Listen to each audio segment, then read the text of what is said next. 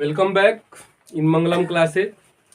बच्चों, आज मैं 9th क्लास का 6.1 लिया गया है। 6.1 एक्सरसाइज क्वेश्चन नंबर 1। तो क्वेश्चन नंबर 1 क्या कहता है कि आकृति 6.13 में रेखाएं AB और CD बिंदु O पर प्रतिच्छेद करती है। यदि angle AOC plus angle BOE बराबर 70 डिग्री, तो रेखा AB, तो यहाँ पे देखिए रेखा AB, ये रेखा AB है और रेखा CD, और ये रेखा CD है। ये आपस में O बिंदु पर प्रतिच्छेद कर रही है, आपस में O बिंदु पर प्रतिच्छेद कर रही है। और दिया हुआ है कि एंगल AOC, एंगल AOC मतलब ये वाला एंगल, और plus angle BOE, plus angle BOE मतलब ये वाला एंगल, इस एंगल का और इस एंगल का जो योग है यानी सम जो है वो 70 डिग्री है। इन दोनों को जोड़ने पर 70 डिग्री। और क्या दिया हुआ है, एंगल BOD, तो मिलाइएगा BOD यहाँ पे 40 डिग्री है। तो हमको ज्ञात करना है एंगल BOE। क्या ज्ञात करना है, एंगल BOE मतलब हमको ये वाला एंगल ज्ञात करना है।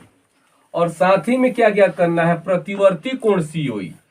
कोण COE नहीं, प्रतिवर्ती कोण COE। तो पहले हम लोग COE ज्ञात कर लेंगे, तब प्रतिवर्ती कोण COE ज्ञात करेंगे। प्रतिवर्ती कोण निकालने के लिए होता है 360 डिग्री माइनस थीटा। अब आगे बढ़ते हैं, पहले जो गिवन रहता है उसको लिख लेते हैं। तो एंगल AOC और plus angle BOE, angle AOC और plus angle BOE equal to 70 degree, ये मेरा गिवन है। और क्या गिवन है, angle BOD equal to 40 degree, angle BOD equal to 40 degree, यह भी मेरा गिवन है। अब देखिए, इस एंगल को मिलाइए और इस एंगल को मिलाइए, तो ये एंगल और ये एंगल दोनों शीर्षाभिमुख कोण है, इसलिए ये AB रेखा और CD रेखा एक दूसरे को प्रतिच्छेद करती है।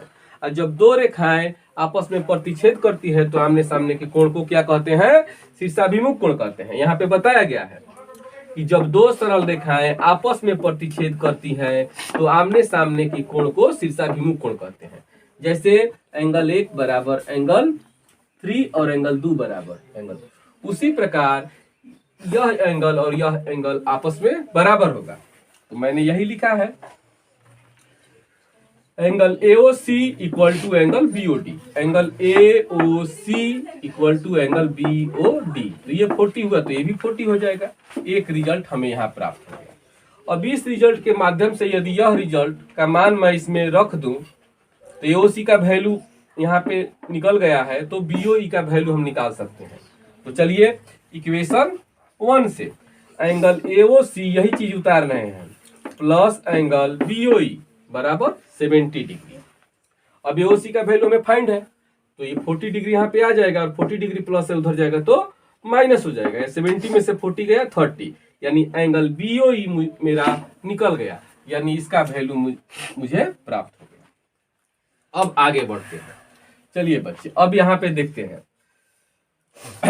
यह एंगल भी मुझे प्राप्त हो गया। यह एंगल आया कितना मुझे, 30 डिग्री, और यह कितना आया, 40 डिग्री। तो जाहिर सी बात है कि यहाँ पे मैं रैखिक युग्म लगा सकता हूँ। तो रैखिक युग्म का 180 होता है, तो यहाँ पे मैं रैखिक युग्म का यूज किया हूँ। तो एंगल AOC मतलब इस वाला एंगल को, और एंगल COB मतलब ये दोनों एंगल ले लिया। तो जब दो आसन्न कोणों का योग यहाँ पे 180 डिग्री होता है, क्योंकि सरल रेखा पर बने कोण है, तो angle AOC plus angle COB बराबर 180 डिग्री होता है, हम जानते हैं। अभी COB में दो ठो एंगल छिपा हुआ है, उसको भी निकाल दिए। तो COB में आ जाएगा आपका COE और प्लस BOE, COB में आएगा COE और प्लस BOE, वही मैंने लिखा है। अब एंगल AOC का वैल्यू 40, COE का वैल्यू नहीं जानते हैं, और इसका वैल्यू 30। अब COE और इधर ही प्लस 40 है, इधर आया तो माइनस 40 होगा, और इधर ही प्लस 30 है, इधर आएगा तो -30 होगा, यानी angle CO equal to 180 degree minus 70 degree. तो angle CO equal to 110 degree, यानी एंगल COE निकल के आया कितना, 110 डिग्री।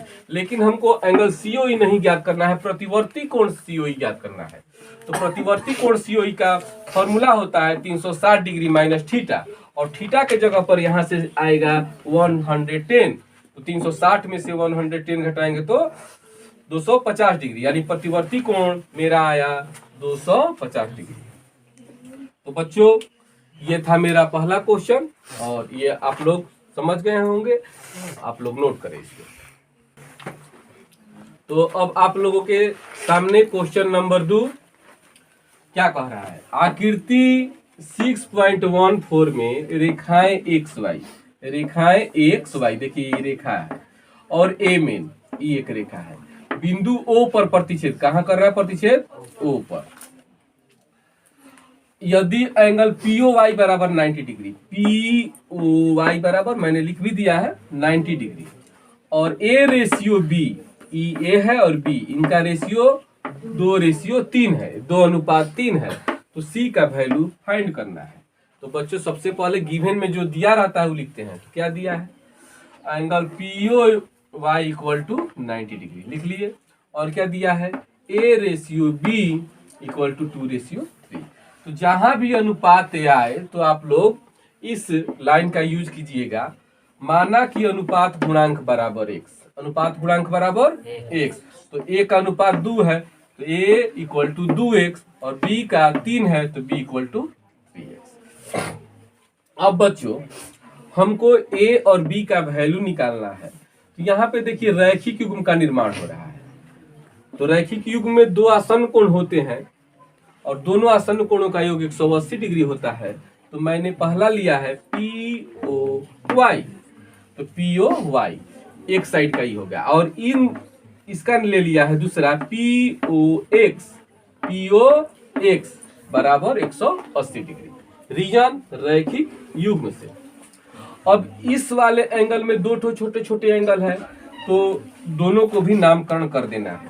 तो ये तो POY 90 डिग्री दिया है, और इसमें दो एंगल है, उसका पहला का नाम हो जाएगा POM, तो मैंने लिखा POM, और दूसरा का नाम होगा MOX, तो MOX बराबर 180 डिग्री। अब कुछ नहीं किया है, वैल्यू रखा है 90 डिग्री, ये A है यहाँ से, और ये B है 180 डिग्री। अब A का वैल्यू यहाँ पे 2x रखा गया है, तो 2x, B का वैल्यू 3x, तो 3x, 90 वैसे ही उतर रहा है। अभी 90 इधर प्लस में है तो इधर माइनस में हो जाएगा। 2x 3x 5x, तो 5x इक्वल टू 90 डिग्री। अब 5 इधर गुना में उधर जाएगा, भाग में हो जाएगा, तो x इक्वल टू 80 डिग्री। एक रिजल्ट मुझे यहाँ पर मिल चुका।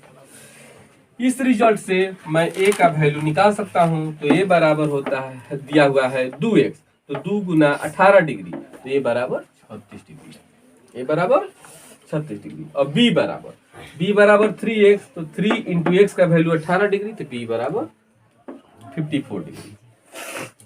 अब बच्चों समझने वाली बात ये है कि मेरा यह कोण और यह कोण, देखिएगा ये दोनों कोण शीर्षाभिमुख कोण है। तो यदि EB का वैल्यू 54 है तो EB 54 है, मैंने पहले से ही लिख चुका हूँ, EB 54 है। तो वही बात लिखना है कि एंगल MOX बराबर एंगल NOY। क्यों? क्योंकि शीर्षाभिमुख कोण आपस में बराबर होते हैं। शीर्षाभिमुख कोण, रीजन देना पड़ेगा। तो ये दोनों एंगल आपस में बराबर है। तो B, MOX था B, तो B का वैल्यू 54, और एंगल NOY 54, यानी ये मेरा 54 निकल गया। यदि मैं इसको ऐसे कर दूं तो यहाँ पे भी रैखिक युग्म बन रहा है इन दोनों कोणों से, तो पुनः रैखिक युग्म का निर्माण हो रहा है। तो वही लिखा गया है एंगल NOY, और इधर वाला एंगल NOX रैखिक युग्म बन रहा है, तो 180 डिग्री। अब NOY 54 है और NOX C है, अब 54 इधर प्लस में है, उधर जाएगा तो माइनस में होगा, तो 180 में से 54 घटेगा, यानी C का वैल्यू 126 होगा। तो बच्चों मैंने काफ़ी सहज ढंग से इसको बताने का प्रयास किया है, और आप लोग एक बार फिर इसको देख लेंगे। बार बार देखने से और बढ़िया से समझ में आ जाता है, और अपने से खुद से बनाने का प्रयास करेंगे। तो बच्चों ये आज क्वेश्चन नंबर 1 और 2 मैंने बताया। यदि आप लोगों को लगता है कि नहीं यह चैनल में हमारे लिए अच्छा है, लाभप्रद है, शिक्षाप्रद है, तो आप इसको सब्सक्राइब करना ना भूलें और शेयर भी करें ताकि दूसरों को भी भला हो। और इस पर 9-10 का सारा सब्जेक्ट का जानकारी, मतलब आपके सिलेबस से संबंधित, आउट ऑफ सिलेबस से भी संबंधित सारे क्वेश्चन करवाए जाएंगे, और मुझे आशा है कि आप लोग इससे लाभान्वित होंगे। Thank you for my watching video.